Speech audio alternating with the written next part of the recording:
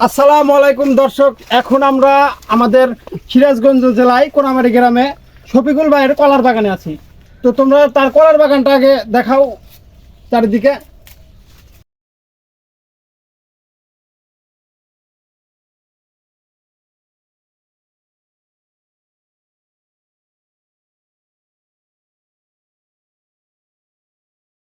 So দর্শক, এখন আমরা তার কাছ থেকে এই কলা বাগানের যে উদ্যোক্তা, তার কাছ থেকে আমরা শুনবো সে কিভাবে এই কলা বাগান পেশায় এসেছে এবং সে লাভবান কিভাবে হচ্ছে। সো দর্শক, আমরা তার কাছে চলে যাব।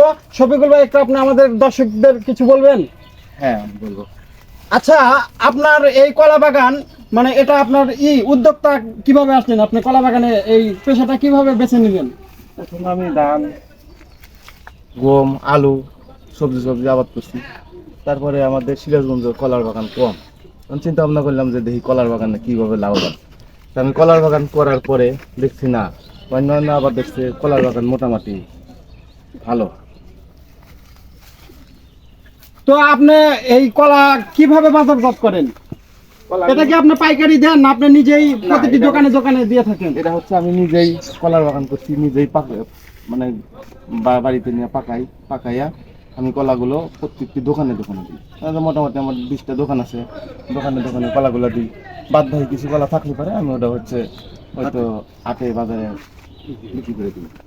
আচ্ছা। বাকি কিছু কলা যদি থাকে, ঠিক আছে, ওটা আমি হচ্ছে ব্যাপারীকে হয়তো যখন দেখি কলা কাটতে অনেক কলা হয়ে যায়, তখন কিছু কলা ব্যাপারীর কাছে বিক্রি করে দিই।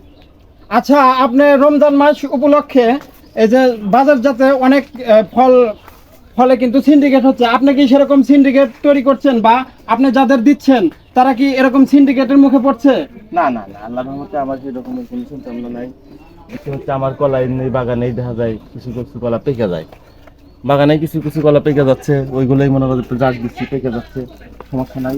এরকমের কোনো চিন্তা ভাবনা নাই। আমার কলা নির্ভেজাল আছে, ভেজাল মুক্ত। আচ্ছা, আপনি এটা থেকে মানে স্বাবলম্বী হচ্ছেন কি? পরিবারের হ্যাঁ, আর্থিক আলহামদুলিল্লাহ, সাহায্য সহযোগিতা হচ্ছে? হ্যাঁ, মোটামুটি এই বাগান দিয়ে আমার মোটামুটি পরিবার সব কিছু হয়েও আমার প্রতি বছরে দেখা যায় 1 বিঘাতে 2 লাখ 2.5 লাখ টাকা ইনকাম হয় বিঘায়। আচ্ছা, ধন্যবাদ ভাই। হ্যাঁ, ঠিক আছে। সো দর্শক, আমরা শুনলাম সেই উদ্যোক্তার কাছ থেকে তিনি কলা চাষে কিভাবে সফলতা লাভ করছে। সো আমাদের অঞ্চলে কিন্তু অনেকটাই কলা বাগান নেই, এরকম উদ্যোক্তাও সেরকম নেই। তো তোমরা কিন্তু অনেক চাষের সাথে সাথে তোমরা কলা চাষও করতে পারবে। সো এই ছিল আজকের ভিডিওটি ভালো লেগে থাকলে অবশ্যই লাইক কমেন্ট শেয়ার করে দেবে।